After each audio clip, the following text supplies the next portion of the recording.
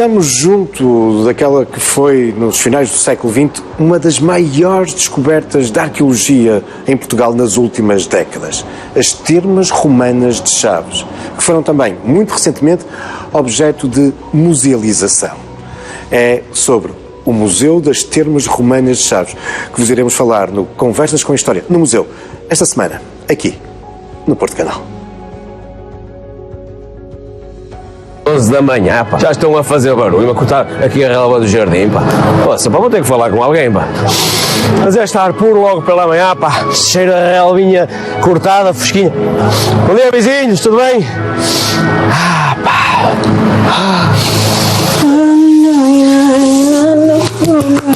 Que fresquinho, pá. Amigas, o que é que estás aqui a fazer, amigas? Amiga, vou tomar banho. Tu sabes que este horário é meu, pá. É meu, mudou ontem a escala, pá. Hoje tomo banho eu, amanhã és tu. Pá, tens de estar atento, pá. Vai, mas é fazer TikToks, ó Miguel, vai lá para fora. Sabes se eles ligam a relva agora? Vai ligar, vai lá. Agora a relva liga-se.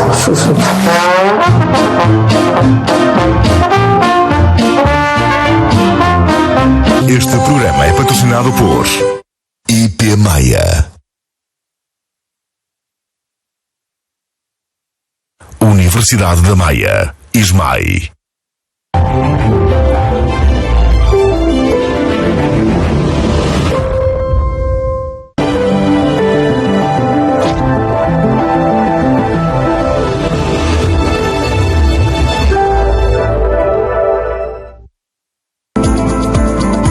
Está no ar o consultório, sejam todos muito bem-vindos. 12 meses, 12 rastreios é o nome da iniciativa do Hospital de Santa Maria Porto, que promove um rastreio por mês durante este ano de 2022. Janeiro arrancou com o rastreio à vesícula, vamos saber quais são os restantes e também falar sobre a importância destas ações para o diagnóstico precoce de um conjunto de patologias. As reservas de sangue enfrentam um dos momentos de maior pressão desde o início desta pandemia.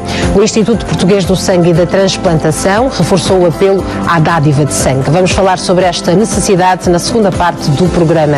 Na última hora do consultório de hoje, falamos de morte súbita. Entende-se por morte súbita o aparecimento repentino e inesperado de uma paragem cardíaca, sem causa aparente, e em indivíduos considerados saudáveis. Em Portugal, todos os anos, mais de 12 mil pessoas têm episódios de morte súbita.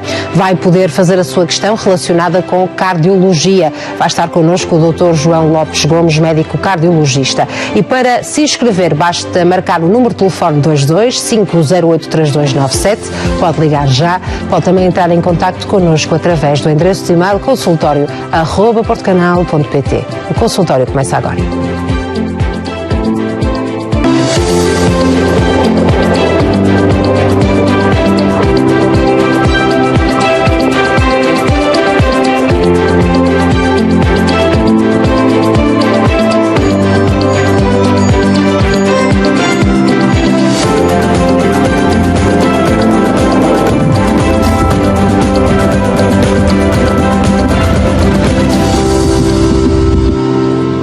Está no ar o consultório, sejam muito bem-vindos a este programa dedicado à sua saúde e bem-estar. Convido-o a fazer-nos companhia até bem perto das 4 da tarde.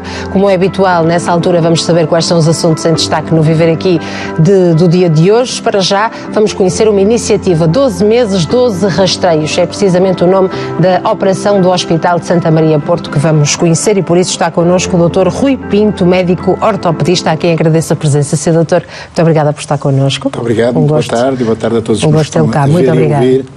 Ora, portanto, muitos rastreios sabemos que foram adiados com esta pandemia, pessoas que também tinham muito receio de irem até às próprias consultas, quanto mais a estas iniciativas de rastreios. Foi isso também que levou, foi um dos motivos que levou o Hospital de Santa Maria Porto a ter esta ação em mãos? Sim, sem dúvida, de marcar estes 12 rastreios fixos durante os 12 meses do ano, foi essa uma das razões. No entanto, os rastreios são importantíssimos quer para o despiste de doenças que muitas vezes não sabemos que as temos, não é? Quer para o despiste de fatores de risco que possam, de alguma forma, ser corrigidos para evitar essas mesmas doenças, não é? Portanto, tem os dois objetivos, o rastreio tem estes dois objetivos. Efetivamente, nós já tínhamos um histórico de rastreios desde há alguns anos, nomeadamente a nível do desporto, a nível de atividades que fazíamos externas ao hospital e mesmo internas no hospital. No entanto, um caráter cíclico tão regular como propusemos este ano de fazer 12 meses, 12 rastreios, é a primeira vez que estamos a fazer.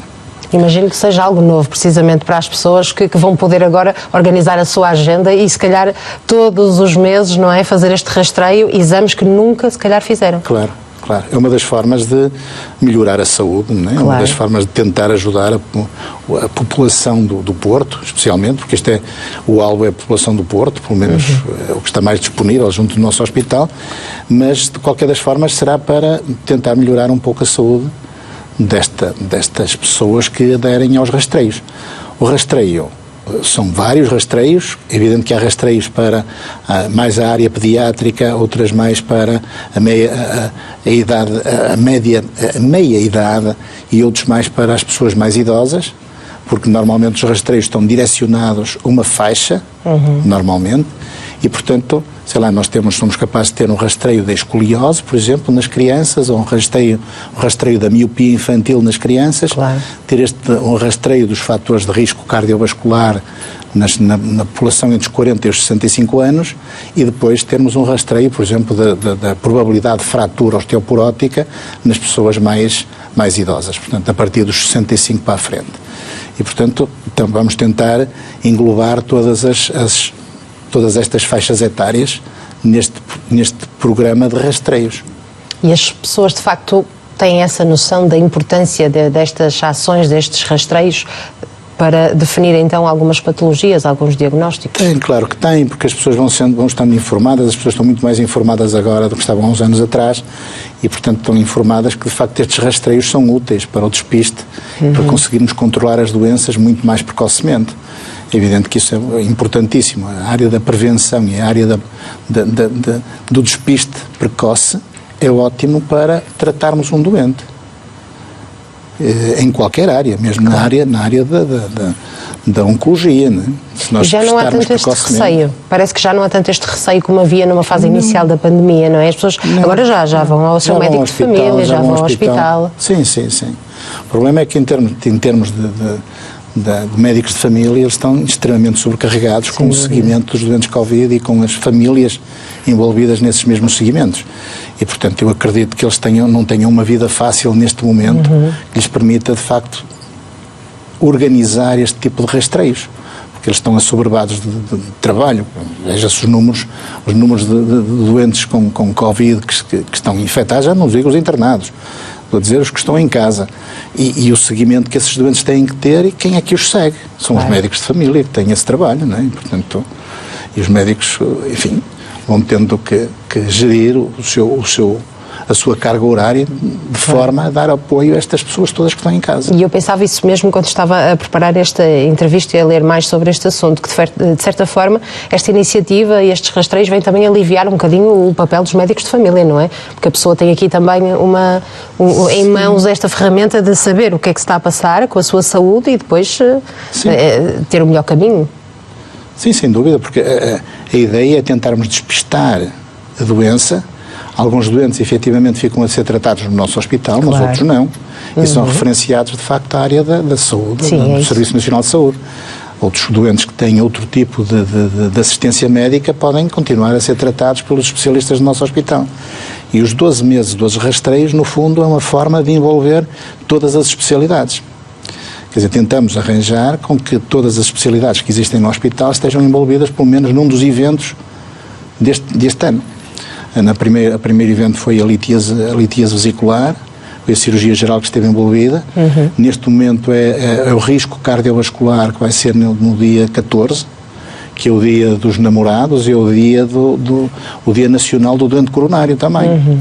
E, portanto, os fatores de risco cardiovascular, o despiste desses fatores, permite-nos orientar o doente, se calhar não é doente ainda, mas tem fatores de risco, não é? Claro. Até podemos encontrar doentes, mas a maior parte das vezes temos pessoas saudáveis, mas com fatores de risco que podem ser corrigidos. E isso é que é interessante nestes despistes, é corrigir esses fatores antes de termos a doença, não é? E como é que correu este primeiro rastreio no mês de janeiro? A litíase biliar. Correu bem, vesícula, porque não é? envolvia uma consulta médica, envolvia uma ecografia, e uma nova consulta no caso para a leitura, para a decisão, digamos assim, final. E correu bem, não tivemos a afluência que contávamos ter, mas acho que vamos melhorar ao fim do ano. Nós no ano passado eu acho que tivemos à volta de 500 rastreios feitos em iniciativas não assim tão programadas, tão regulares, mas já tivemos cerca de 500 rastreios feitos no hospital. Portanto, as pessoas agora também começam a ganhar essa confiança. Começam a ganhar confiança e começam-se a inscrever nesses rastreios. E faz sentido também este rastreio à litíase biliar ser no mês de janeiro, porque no mês de dezembro, por exemplo, cometem-se sempre alguns excessos, não é? É preciso estarmos um bocadinho mais atentos. A maior parte das pessoas diz que sofre da vesícula porque sente mal-estar. Claro. Às vezes não quer dizer que tenham, de facto, pedra na vesícula, tal litíase na vesícula. Mas muitas pessoas têm algumas perturbações que interpretam muitas vezes que a minha vesícula não funciona bem. Isto é uma das formas, de facto, de tentar despistar aquelas pessoas que têm efetivamente uma causa, uma pedra vesicular que deve ser tratada, para aquelas que, de facto, têm alterações só de funcionamento e que não têm, de facto, nenhuma pedra na vesícula. Não é? E serem devidamente orientadas, quer uma, quer outra. Só por curiosidade, qual foi a faixa etária que melhor aderiu a este primeiro rastreio? Não é? Neste caso. Rastreio não lhe sei dizer, mas eu acho que andou na média das idades dos 30 para os 40.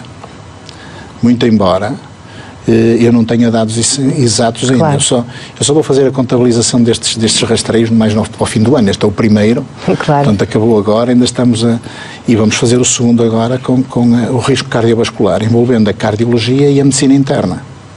Portanto, numa ação, digamos assim, de despiste de fatores de risco. Por isso é que nós aproveitamos falar já agora no início para também passar esta informação a todos os nossos telespectadores que querem fazer estes rastreios. O nome do rastreio também é interessante. Claro. Porque é o bate coração.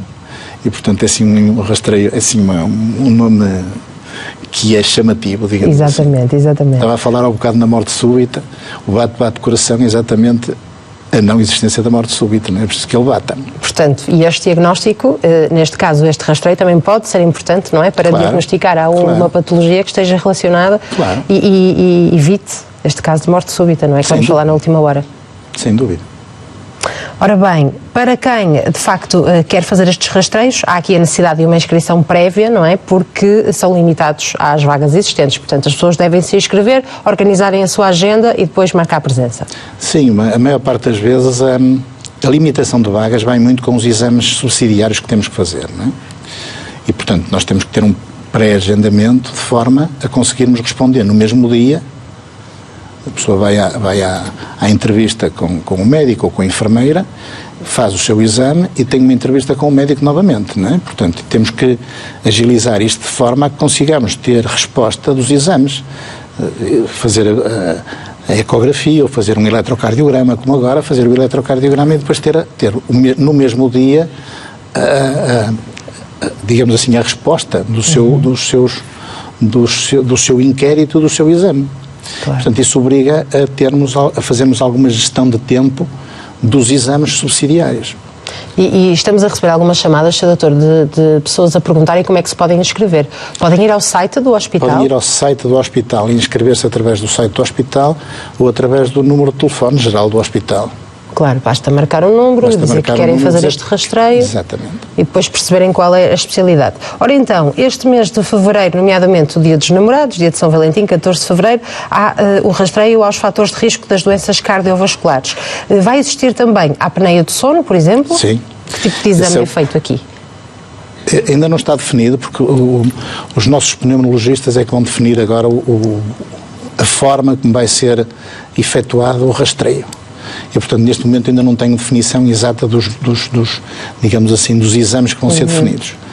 Assim como o da miopia infantil, que será o próximo, também ainda não tenho definido. Portanto, estão definidos os temas dos rastreios, mas começamos a trabalhar, por exemplo, eu comecei a trabalhar neste rastreio do risco cardiovascular quando acabou o da litíase. Claro. Portanto, e agora vamos começar, mal esse inicio no dia 14, vamos começar a trabalhar no próximo, que será o da pneumologia. Já agora, há aqui um público-alvo também que deva acessar precisamente a este rastreio dos fatores de risco de doenças cardiovasculares? Sim, o público-alvo é entre os 40 e os 65, homens e mulheres, mas entre os 40 e os 65. E normalmente digamos assim, a faixa etária em que devem ser avaliados estes fatores, porque muitas vezes conseguimos corrigi-los e conseguimos evitar o desenvolvimento da doença. Evidente que depois há fatores genéticos, inclusive, há pessoas que têm por questão familiar, por exemplo, colesteróis altíssimos. E isso é uma questão de fazer. Também tem tratamento, não é? Mas a maior parte das vezes nem sequer nem sabem que os têm, porque se calhar não sabem o histórico familiar. E às vezes têm esse histórico de ter, não é, que comam mal. Podem comer mal, não é? Mas na realidade muitas vezes é uma questão genética de ter aquele colesterol tão alto. E isso é um dos fatores que se pode corrigir. Assim como a vida sedentária, o tabagismo, o excesso de peso, pronto, tudo isso se pode corrigir, e tudo isso são fatores de risco, a tensão arterial. Portanto, tudo isso são fatores de risco que podem efetivamente ser corrigidos atempadamente, sem termos problemas da doença. Isso é que é o interessante. Para além dos exames, há também essa conversa, não é? Esse alerta que os médicos especialistas presentes nestas consultas podem dizer aos seus pacientes. Sim. O interesse é despistar estes fatores e depois ter uma formação, digamos assim, uma ação formativa para a correção desses mesmos fatores, seja pelo exercício, seja porque devem ser referenciados a uma consulta A, B, C ou D, sei lá, um indivíduo que num destes exames aparece com uma diabetes, portanto é referenciado para uma consulta para a correção da sua diabetes. No fundo, se não houver nenhum fator destes de doença, chamamos assim, por exemplo, o indivíduo que tem um excesso de peso pode ser aconselhado a perder peso, a fazer exercício, a deixar de fumar, enfim, esses são os conselhos que nós transmitimos de forma a minimizar os fatores de risco da doença cardiovascular. E nunca são demais reforçar. Portanto, temos a apneia do sono, que vai ser organizada por médicos pneumologistas, a miopia infantil também, oftalmologistas, e também, entre outros assuntos, nódulos tiroideios. Sim. Esse aí vai implicar normalmente os médicos que fazem cirurgia tiroideia e implicar a realização de uma ecografia. Portanto, será um despiste feito quer por uma consulta médica, quer pela ecografia. Claro que se despistar um nódulo, depois terá que ser avaliado e terá que ser estudado esse nódulo em termos de ser biopsado, fazer outro tipo de exames, etc. E neste caso, homens e mulheres também podem se inscrever para fazer, não é? Sim, sim. Ao melanoma também vai existir um mês dedicado? Vai existir um mês. Normalmente vamos associar os rastreios aos dias mundiais ou dias nacionais de determinada patologia ou determinado órgão, ao mês do coração, ao mês enfim, à coluna em outubro, 16 de outubro, o Dia Mundial da Coluna. Portanto, normalmente associamos uma ação de rastreios ao tema, digamos assim, desse mês. Inicialmente, estas consultas, ou melhor, estes rastreios, tinham um cariz solidário. Sr. Doutor, de certa forma, para também garantir que as pessoas marcavam presença, não é? Depois de se inscreverem. Mas esse valor agora já não existe. Não, estamos a pensar em deixar de existir esse valor. Na realidade, nós somos um hospital desde a fundação há 134 anos, que faz este ano em 6 de setembro, 134 anos. Sempre fomos um hospital com um caráter social bastante intenso. Aliás, o hospital apareceu e o primeiro hospital de Santa Maria aparece para tratar os pobres da cidade do Porto. E, portanto, daí temos sempre este padrão social associado muito ao nosso hospital.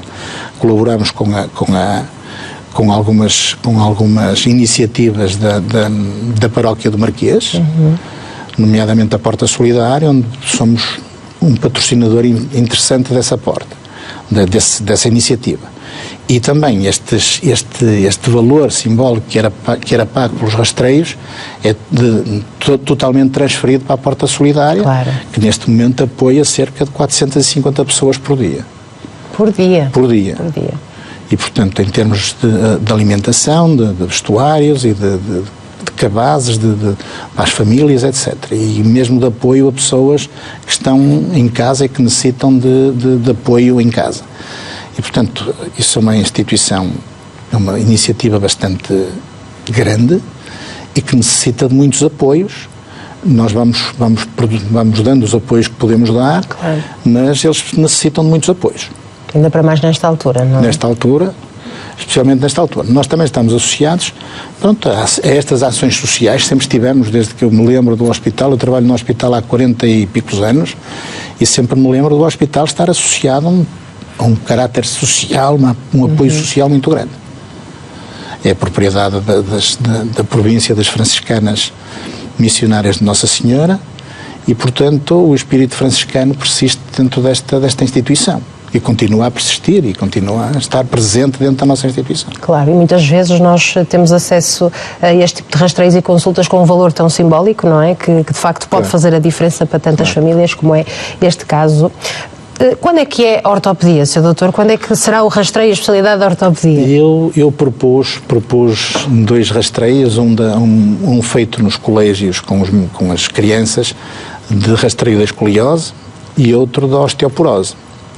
Portanto, são 2 rastreios que vão envolver o hospital e que vão envolver alguns ortopedistas, aqueles que se dedicam mais à área da coluna vertebral, e o da osteoporose, que vai envolver muito mais profissionais, porque a osteoporose é uma doença transversal a várias especialidades, não é propriamente só da ortopedia. A ortopedia, digamos assim, trata a parte nefasta da osteoporose, quer dizer... Portanto, é quando já há uma fratura. Quando há uma fratura é que nós vamos intervir e, portanto, a nossa atuação é uma atuação relativamente tardia em termos de prevenção da doença.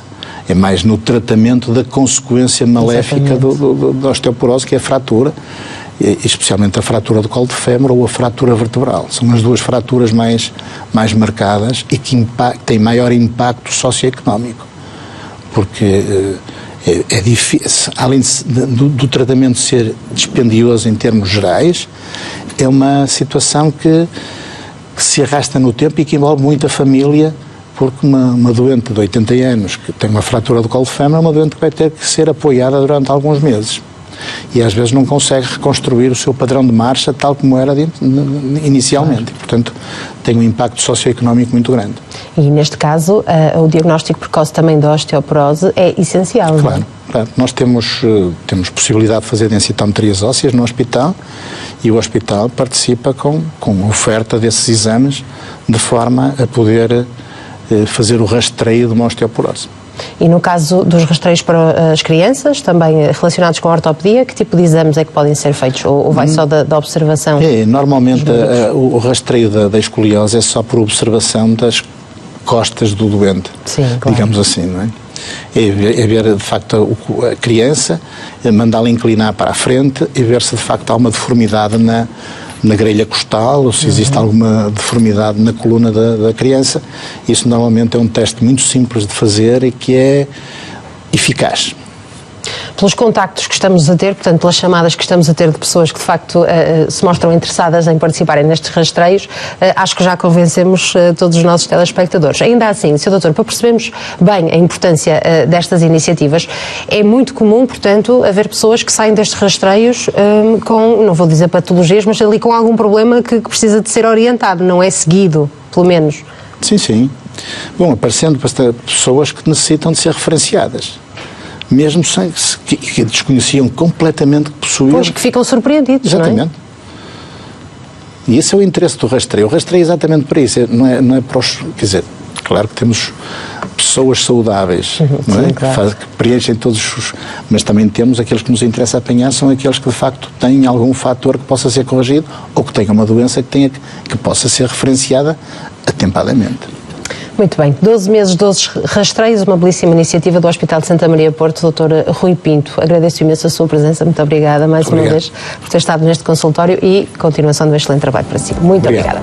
As reservas de sangue enfrentam um dos momentos de maior pressão desde o início da pandemia. O Instituto Português do Sangue e da Transplantação reforçou o apelo à dádiva de sangue. Vamos falar sobre esta necessidade urgente na segunda parte do programa e adianto já que na última hora vamos então falar de morte súbita. Entende-se por morte súbita o aparecimento repentino e inesperado de uma paragem cardíaca sem causa aparente e num indivíduo considerado saudável. E é aqui que vai poder participar para esclarecer a sua dúvida relacionada relacionada com cardiologia. Para se inscrever, basta marcar o número de telefone 22-508-3297 e pode inscrever-se já. Pode ligar já para a nossa produção, 22-508-3297, ou se for mais fácil para si, pode também entrar em contacto connosco, escrever a sua questão, partilhar connosco o seu caso ou testemunho através do endereço de e-mail consultório@portocanal.pt. Neste momento vamos fazer um curtíssimo intervalo, mas já voltamos. São apenas 5 minutos de pausa. Até já.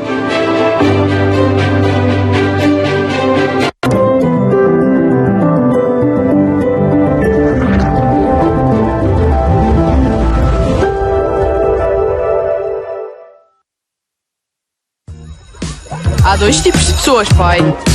As que têm um bibote e as que não têm. Olá, malta. Oh, desculpa, estou na tua live. Mas eu tenho um filtro para isso. A sério? Precisas de um bibote para ter vida social hoje em dia? Pai, se calhar sim. Não, eu não te quero viciado num aparelho qualquer. Colado a... Ron dá erro. Um rapaz e o seu robô defeituoso. Oh, pai! Era mesmo o que eu queria! Ele foi feito para criar ligações. Olá, Barney. Estou pronto para ser o teu melhor amigo. Mas alguma coisa O que é que estás a fazer? está um pouco fora da rede. Barney, o teu bebop é tipo muito estranho. Eu sou o bibote do Barney. Quer comentar esta fotografia, velhota?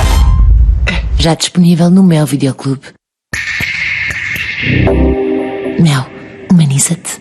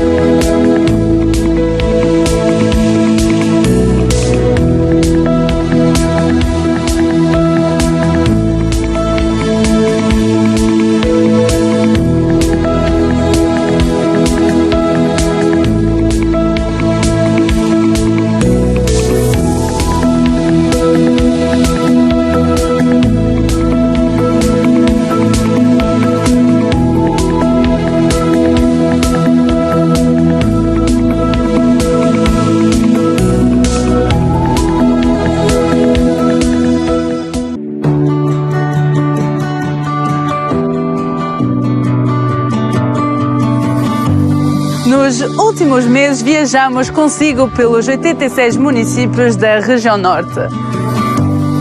Percorrendo diariamente todos os seus 21.284 km² em mais de 500 horas de emissões em direto.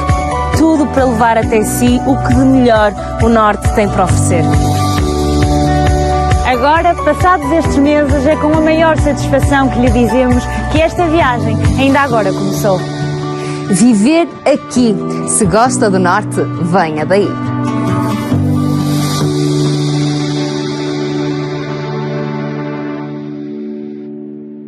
Patrocinado por Cozinca, equipamentos para hotelaria e restauração.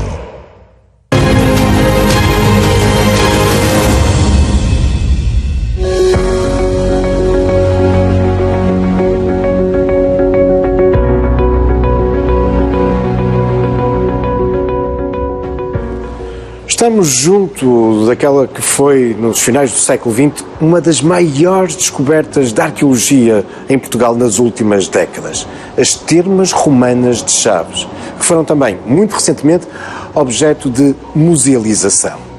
É sobre o Museu das Termas Romanas de Chaves que vos iremos falar no Conversas com a História, no Museu, esta semana, aqui, no Porto Canal. 11 da manhã, pá. Já estão a fazer barulho, a cortar aqui a relva do jardim, pá. Poxa, pá, vou ter que falar com alguém, pá. Mas é estar puro logo pela manhã, pá. Cheira a relvinha cortada, fresquinha. Bom dia, vizinhos, tudo bem? Pá. Que fresquinho, pá. Oh, amigas, o que é que estás aqui a fazer, amigas? Miguel, vou tomar banho. Tu sabes que este horário é meu, pá. É meu, mudou ontem a escala, pá. Hoje tomo banho eu, amanhã és tu. Tens de estar atento, pá. Mas é fazer TikToks, ó Miguel, vai lá para fora. Sabes se eles ligam a relva agora? Vão ligar, vai lá. Agora a relva liga-se.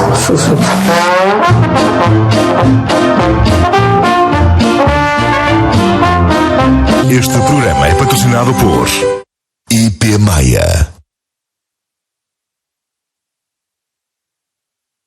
Universidade da Maia. ISMAI.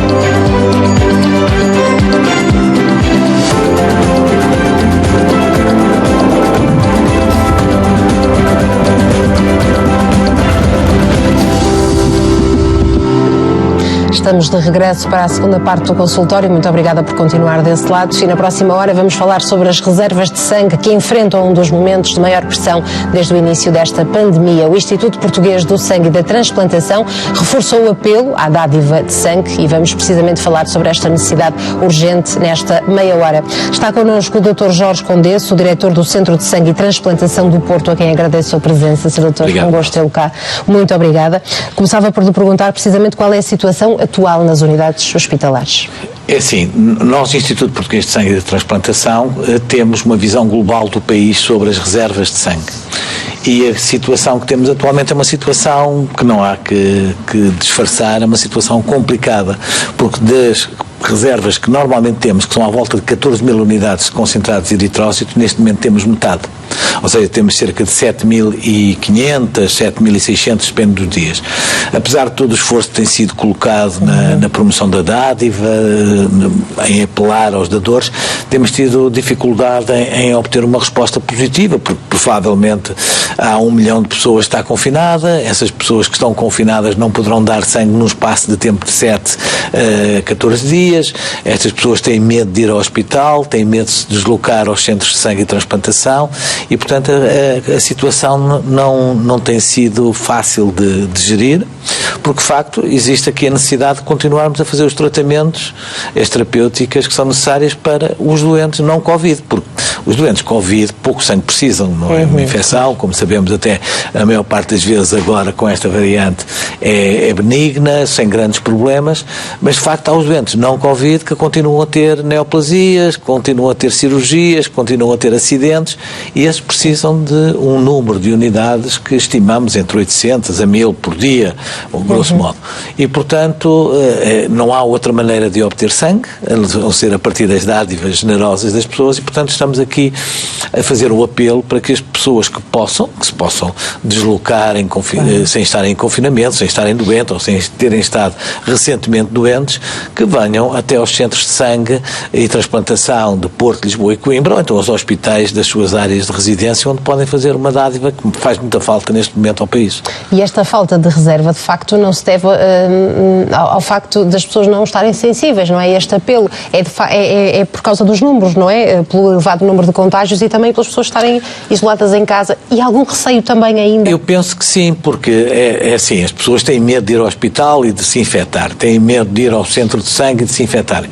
Mas é assim, era como lhe estava a dizer, as pessoas andam de transportes públicos, andam de caminhonete, andam de comboio, vão ao restaurante, vão ao cinema, vão ao café e o risco, posso-lhes garantir, de serem infectados num desses sítios é muito mais baixo do que aquele de serem afetados pelo Covid num ambiente hospitalar. Parece-me que isto é evidente. Portanto, este apelo é que vão mesmo.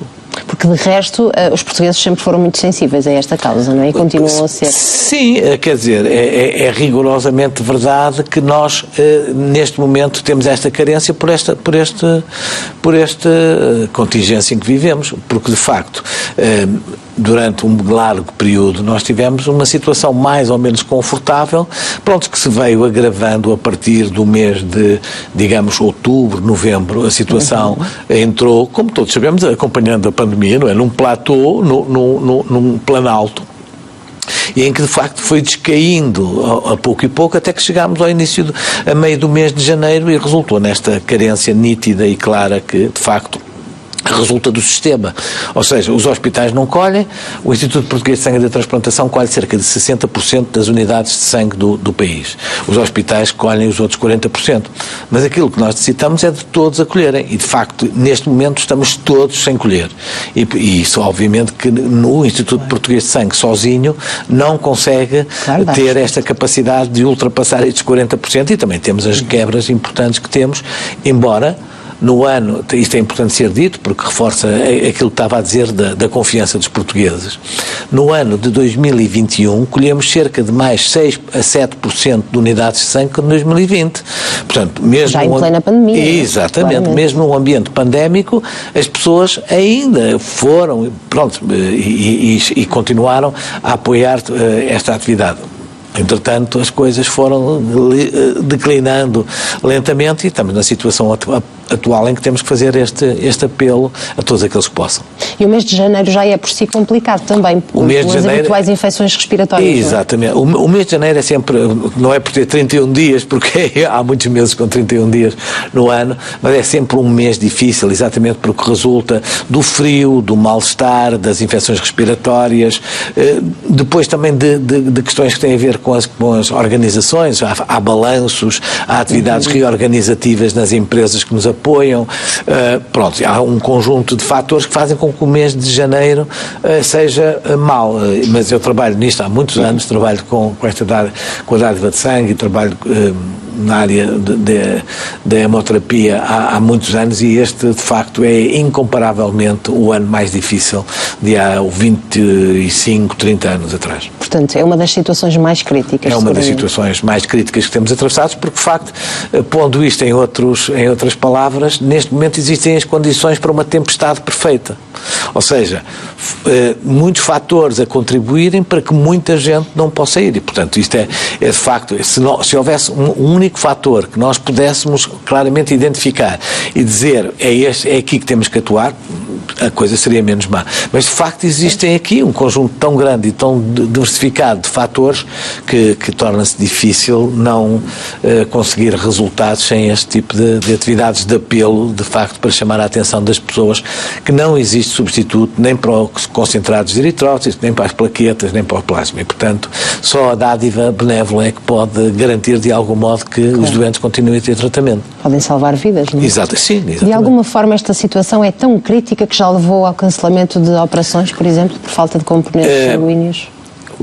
Pontualmente poderá ter ocorrido. Em termos gerais, não tem havido grandes notícias disto, portanto, também, ou seja, nós queremos antecipar isso, claro, não é? Exatamente. E daí portanto, esta pena, exatamente. Portanto, a questão que se coloca aqui é que temos dificuldades em gerir, nas cirurgias programadas não se fazem hoje, não se fazem amanhã, mas aí também não existe grande risco, porque de facto quem tem uma cirurgia programada há meses, também não é por mais um dia ou dois que o risco aumenta, mas de facto o que nos preocupa é as terapêuticas oncológicas, as terapêuticas que têm as cirurgias não programadas e urgentes, que têm que ter o suporte lá, porque não podemos adiar. E, portanto, isso não tem acontecido, essa falta não tem acontecido, mas obviamente que tem havido aqui uma gestão muito apertada que não é de modo nenhum adequada. Há aquilo que nós queremos de uma medicina moderna, claro. e não é. Mas, de facto, não existe opção a este tipo de apoio. Sr. Doutor, e de certa forma estamos de mãos atadas, como se costuma dizer, porque é só esperar, é só dar tempo ao tempo para que as pessoas que estão isoladas saiam de casa e possam dar sangue, para que as pessoas fiquem recuperadas. Em boa verdade, não estamos com mãos atadas, senão não estávamos aqui, não é? Sim, já estamos a arregaçar as mangas, não é? Estamos a arregaçar as mangas, exatamente. A questão que se coloca aqui é que, obviamente, há alguns fatores que são inultrapassáveis. Ou seja, alguém que está em confinamento, que tem um papel passado pela Autoridade de Saúde, que tem que se manter em casa, claro. Nós temos exceções recentes a isto, mas quer dizer, não é possível a pessoa estar infectada e ir dar sangue. Claro. Portanto, é evidente que, de facto, era como eu estava a dizer, é a tempestade perfeita. Existe esta falta de dinâmica das pessoas porque têm medo e, ao mesmo tempo, existem as condições intrínsecas à doença que fazem com que as pessoas não possam dar sangue. Em boa verdade, aquilo que acontece é que também a transmissão do SARS-CoV-2, ou seja, do vírus que provoca a Covid-19, através da transfusão é altamente improvável. Ou seja, dos milhões de dádivas que ocorreram no mundo neste período de pandemia e de tudo aquilo que está relacionado com a transfusão, não houve notícia de haver transmissão de Covid através da transfusão. Mas, de qualquer das maneiras, nós não podemos ter uma ótica não precaucionária e temos que ter medidas que impliquem, de facto, que, por exemplo, se uma pessoa vem dar sangue hoje e amanhã é identificado como positivo, aquilo que nós temos obrigatoriamente que fazer, apesar do baixo risco, é retirar de circulação essa unidade dada por uma pessoa que potencialmente já estava infectada. Mais um motivo para ajudar à tempestade perfeita. Ou seja, também temos que ir àquelas unidades que foram doadas e retirá-las de circulação, inutilizá-las, porque de facto correspondem a uma pessoa que está infectada e que não as podemos utilizar. Portanto, mais um fator que não podemos evitar, apesar de essas pessoas irem dar sangue no dia a seguir, digamos que é uma percentagem que são números. E perguntar se tem acontecido muito, porque de facto é um esforço que fica em vão, não é? Tem. Agradecemos às pessoas e claro, do ponto de vista social é ótimo, do ponto de vista de verdade do ato, nada foi alterado, é o que é. Era como diz, não podemos fazer grande coisa, se a pessoa está infectada, esqueça, não tem sentido, não é? Portanto, há aqui um princípio de precaução que leva a que as unidades sejam retiradas. Portanto, mais um caso, mais um fator. Unidades retiradas, concentrados de eritrócitos, plaquetas retiradas da utilização terapêutica, ausência dos dadores, medo dos dadores, rede globalmente afetada. Portanto, é mesmo preciso arregaçar e temos feito isto apelando, e já que estou aqui no Porto Canal, posso dizer, fizemos uma colheita de sangue com alguma dimensão no Estádio do Dragão a semana passada. E como é que correu? Muito bem, tivemos cerca de 136 inscritos e um número significativo de dádivas e mais ainda, acho que é importante realçar que esta ligação entre o sangue e o Dragão vai-se prolongar no tempo e já temos mais 2 dádivas, também faz aqui publicidade para as pessoas que queiram saber, 2 dádivas programadas, uma para o dia 14 de junho, que é o Dia Mundial do Dador de Sangue, e outra para o aniversário do Futebol Clube do Porto, que é no dia 28. Portanto, é assim, também não temos estado de braços cruzados, temos procurado a comunidade, temos procurado as juntas de freguesia, os clubes de futebol. Pronto, e todas as entidades são agentes, não é? Agentes de mudança e desta comunicação para chegar às pessoas. E isso também de facto de realçar que nestes momentos mais complicados é que nós podemos ver as instituições que na nossa comunidade são de facto importantes e que estão envolvidas não só teoricamente no bem-estar social, mas também realmente o estão. E que têm um papel fundamental. Exatamente. Ora, como nos estava a explicar, portanto, as pessoas que fizeram até aqui a vacina de reforço contra a Covid-19 deviam aguardar 7 dias, não é? Sim, neste momento, os recém-vacinados deixam de ter de esperar estes 7 dias. Desde que não tenham sintomas. Desde que não tenham sintomas. Digamos que, obviamente que não convirá no próprio dia a fazer a vacina e ir a correr para o outro lado da rua para dar a sua dádiva. Mas se no dia a seguir estiverem livres de sintomas, se estiverem bem, poderão no dia a seguir, sem qualquer interrupção, fazer a sua dádiva, o que é importante. As pessoas candidatas que tenham tido Covid devem aguardar 14 dias. É assim, nós temos alguma dificuldade, assim como a própria Direção-Geral de Saúde, que ainda ontem fez um esclarecimento sobre isto, em contabilizar estes dias em termos de 7 e 14. Mas, obviamente, que isto é avaliado caso a caso, por causa dos prazos de realização do teste de PCR, a realização de pronto. E, portanto, entre 7 a 14 dias é o prazo de tempo. Obviamente que, se tiver alguma dúvida, se houver algum problema, telefonem para os centros de sangue e transplantação do Porto, peçam o contacto, ou, se estiverem bem, vão ao centro de sangue e transplantação e serão esclarecidos naquilo que tiverem que ser, sem qualquer... Estamos lá para isso. Só para nós termos aqui uma ideia mais específica, portanto, disse-me que eram necessárias, portanto, por dia nos hospitais entre 800 a 1000 unidades de sangue. Exatamente. 800 unidades significam 800 dádivas? Exatamente.